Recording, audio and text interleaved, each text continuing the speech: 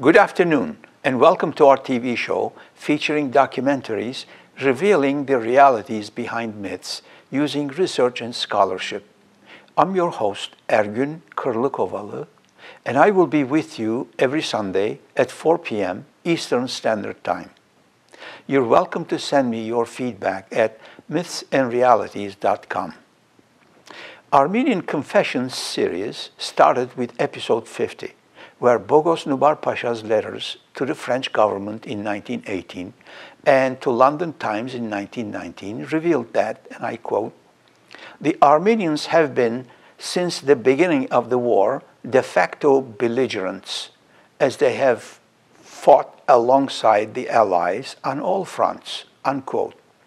Then in episode 51 and 52, another major Armenian confession was explored, that of the first Prime Minister of Armenia, in the book called The Armenian Revolutionary Federation Has Nothing to Do Anymore, the Manifesto of Hovannes Katchznouni.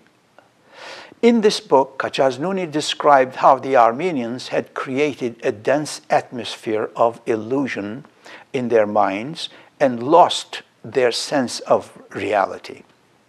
He confessed that the struggle that had begun decades ago against the Turkish government brought about the deportation of the Armenian people in Turkey, unquote.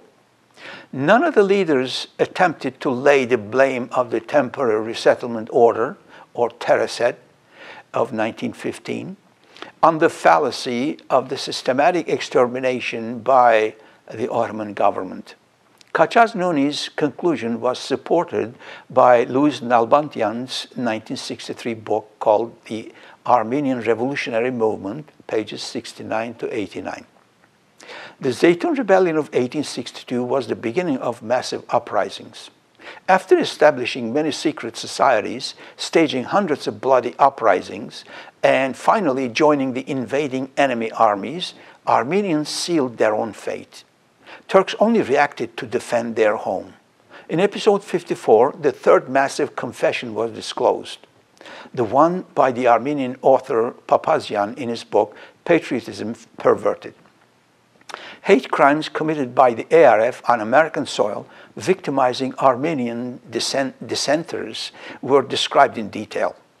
Papazian's book exposes the true nature of Dashnaks as murderous ones who, by committing senseless violence against Muslims, deliberately exposed innocent Armenians to retaliatory massacres. In episode 55, the most shocking of all Armenian confessions, the one by ARF itself, in their book called Houshamatyan of the Armenian Revolutionary Federation Centennial, Volume 1, published in Glendale 2006, in it, the ARF boasts how great fighters Armenians were, where they smuggled arms into the Ottoman Empire, how they ambushed and murdered Turks, and more.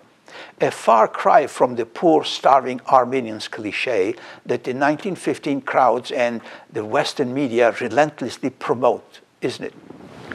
Even the title is a dead giveaway, Epic Battles. Doesn't the official Armenian narrative dictate that the Turks systematically exterminate all unarmed, non-combatant, loyal Armenians? Where did these armed combatants waging epic battles come from? All of this was untold in the Western press. And ironically, ARF is doing the telling now. The book is dedicated to the Armenian youth with fighting words. Can this explain why the Armenian terrorists in the past 50 years have been mostly impressionable young men? Armenian lobbyists seem to have two sets of books. One set promoting the unarmed, non-combatant, loyal, starving, angelic Christian Armenians for public consumption, and another set misrepresenting the Armenian hate crimes to the Armenian youth as epic battles. If you're going to appreciate this profound hypocrisy, then you can understand the Armenian psyche behind the bogus genocide claims. Dashnak historian Dashnabedian, the author of the book called History of the Armenian Revolutionary Federation, accepts ARF's terrorism on page 47. And Nalbandian echoes this in her book Armenian Revolutionary Movement on page 171. I quote, "The ARF program of 1892 officially sanctioned terrorism as a method of activity," unquote. The American General Harvard, who was sent to Caucasus by the Paris Peace Conference in 1919, commented in his report on Russian Armenia, I quote, "It is probable that the Dashnak still employs terroristic methods," unquote. There you have it. Dashnak and non-Dashnak Armenian historians and official American observers, they're all saying the same thing, that ARF is a terrorist organization. On page 16, Novasardian exalts ARF's terrorism as freedom fighters. Former President Reagan, in his 1986 radio address to the nation, provides a good answer to this glorification of terrorists. I quote, "Freedom fighters do not need to terrorize a population into submission," unquote. ARF not only threatened, tortured, and murdered Armenians who refused to support ARF, but also they killed Muslims, defenseless Muslims in the Ottoman Empire, mostly Turks, to the tune of 518,000 dead and millions wounded. All of this went untold in the West because of age-old anti-Turkism, Islamophobia, and Orientalism. In episode 57, we reviewed the ARF's dissemination of ideology, military preparations, members, first terrorist attack, and World Congress, first one in Tiflis, its objectives, ways and means, arms transporting groups, violent raids on Turks between the years of 1890 and 1896. Then we are given photos of ARF leaders along with their bios. On page 39, more ARF terrorist bios along with map of Turkish targets hit. And then on pages 42 through 45, we read about Armenian terror acts near Van. And of course, all victimizing Muslims, mostly Turks, and none of this found place in the Western media. After the failure of the first Sassoon insurrection in 1893 and following the bloody revolts of 1895, ARF terrorists devised a plan to take over the Ottoman Bank, to compel the European powers to intervene in favor of the Armenian revolutionaries. On August 14, 1896, 26 ARF terrorists attacked the bank with bombs and guns, and they took the bank personnel hostage and threatened to blow it up unless their demands were met. European ambassadors intervened, and ARF terrorists were taken by boat to France and then to Argentina, and they were released there. Can you imagine that a group of terrorists attacking the Federal Reserve System in America with guns blazing, killing guards, taking the bank personnel hostage, and ordering the U.S. government to meet their demands? What would the U.S. government do, really? Would it allow the European powers to intervene on terrorists' behalf to ask for forgiveness? Would the U.S. accept the Russian ambassador's assurances to let the terrorists leave safely on a boat to France and from there to Argentina to be set free there? Here is some food for thought for you. Here's some food for thought. One terrorist in that gang, namely Garegin Pasdermadjian, played a major role and therefore is worth special attention. This man led the negotiation with the European ambassadors to secure a safe passage for the Armenian terrorists who had raided the bank. He then went to Tiflis to massacre Azerbaijanis from 1905 to 1906. Here's the clincher. This man was elected to the Ottoman Parliament in 1909. A book can be written about just this part alone, appreciating the centuries-old Ottoman tolerance for non-Turkish ethnicities, non-Muslim religions, and even criminals like Pasdermadjian with blood on his hands. You will not find a single word about any of this, Pasdermadjian's acts of terror, in the Western press. Pasdermadjian and his bloodthirsty gang killed thousands of Muslims, mostly Turks, during the First World War. He then represented Armenia in Washington, D.C. as an ambassador from 1990 to 1921.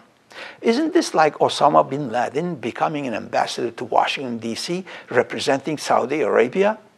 How can the U.S. accept a notorious Armenian terrorist with blood on his hands as an ambassador of Armenia? More food for thought. On pages 50 onwards, we are given the details of ARF terrorist attacks in the Van region. Then we are given maps of arms transporting groups from 1899. Then more ARF terrorists, photos and bios until the page 77. Again, not a word about any of these bloody revolts and massacres perpetrated by Armenians victimizing Turks or Kurds in the biased Western press. So much for journalistic objectivity in the Western press. When it comes to Turkish-Armenian conflict, we see no information about the other side of the story. ARF's organization network is provided with a map on page 87, along with oath and anthem on page 88. ARF's acts of terror during 1900 are listed on page 90, with a map of raids and bombings of Ottoman government facilities on page 91. It is remarkable that none of these terror acts were covered in the biased Western press.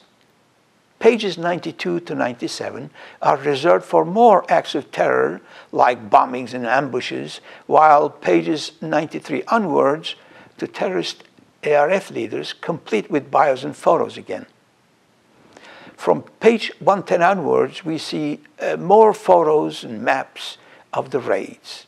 Then on page 150, we read about ARF's attempt to assassinate Sultan Abdul Hamid.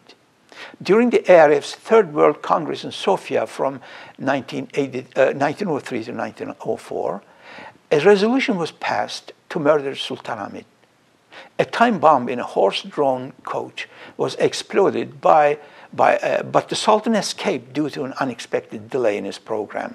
This failure dealt a serious blow to the morale of the ARF terrorists for a while, although between 40 and 50 innocent Muslim bystanders were killed. From page 152 onwards, more bios and photos of ARF terrorists, along with maps of their raids in Erzurum and Van regions. From 170 onwards, you see more terrorist attacks in Azerbaijan, Baku, Nakhchivan, Askeran, Genge, and other cities, where Azerbaijanis were killed ruthlessly in 1905 and 1906. From 171 and onwards, especially on 181, we finally come to one of the least known war crimes committed by ARF, Armenian terrorists in Bulgaria.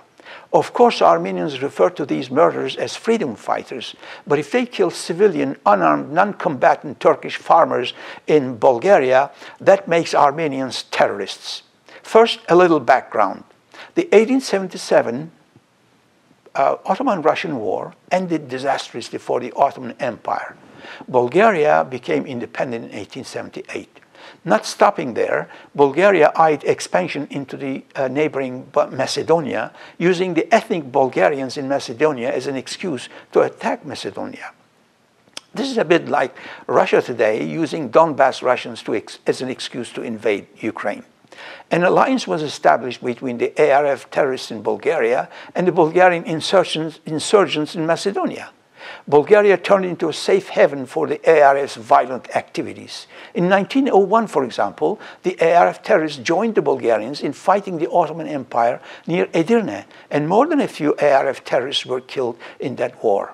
Bulgarian Military Academy provided training on the use of guns and bombs to future Armenian terrorists like Garegin, Nejde, and others. Finally, in 1906, the ARF established its own Armenian Military Academy in Dubnitsa, Bulgaria, under the guidance of Armenian terrorists like Andranik and Pogosyan. During the First Balkan War of 1912, Armenian terrorists led by Andranik and Nejde joined the massacres of Turks started by Bulgarian and Greek irregulars and regulars. What happened in the Turkish village of Karlukova, which is in northern Greece near the Bulgarian border today, on one freezing cold October day is very personal to me. The entire Turkish population of the village was exterminated with the exception of one one-year-old baby.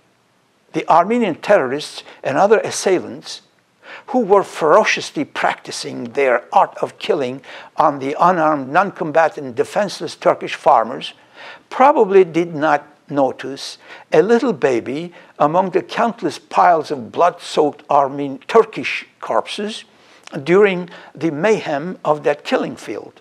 Should I be thanking ARF terrorists for that? If they killed that one-year-old baby that day, you would not be listening to me today, because I would not exist, because that little baby was none other than my father. What follows is a story of mortality, migration, and renewal, a tale of history forging Turkish identity.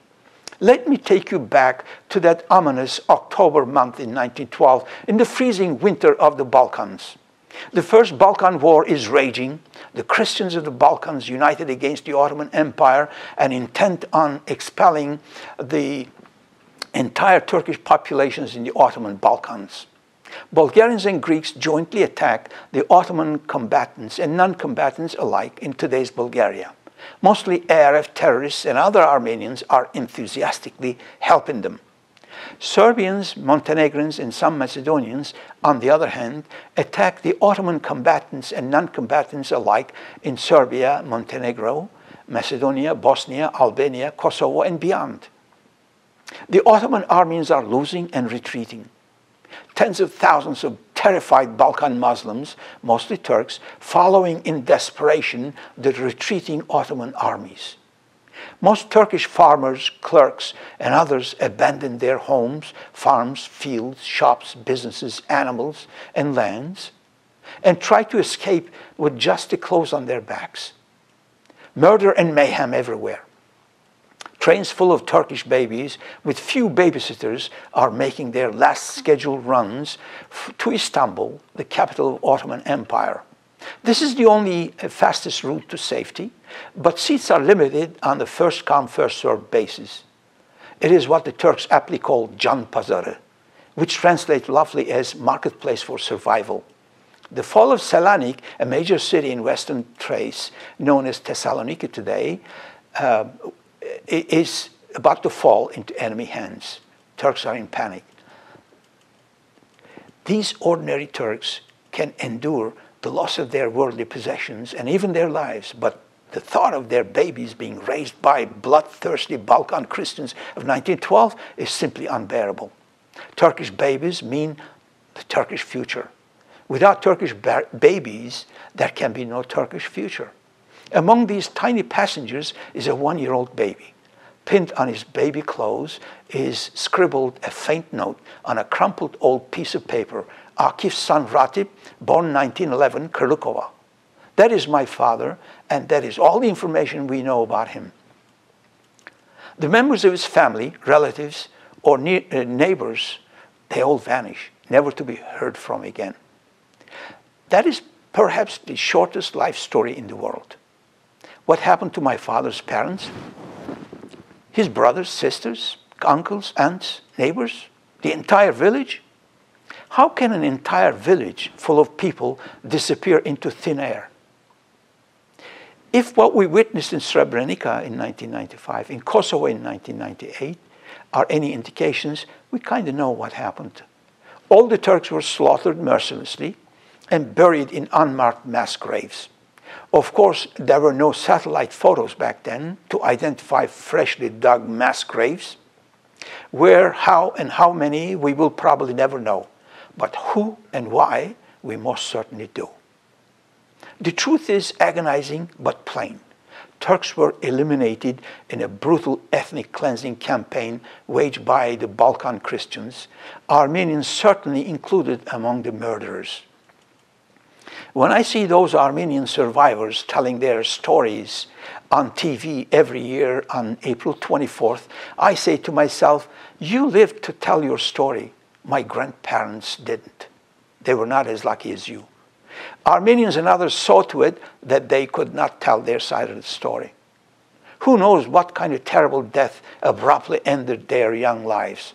So please, don't lecture me on men's inhumanity to men. Unlike most of you who consider genocide debate as a lucrative way to making a living, I am a product of the genocide, the Turkish genocide in the Balkans. My father was taken to the orphans' home in Bebek, Istanbul.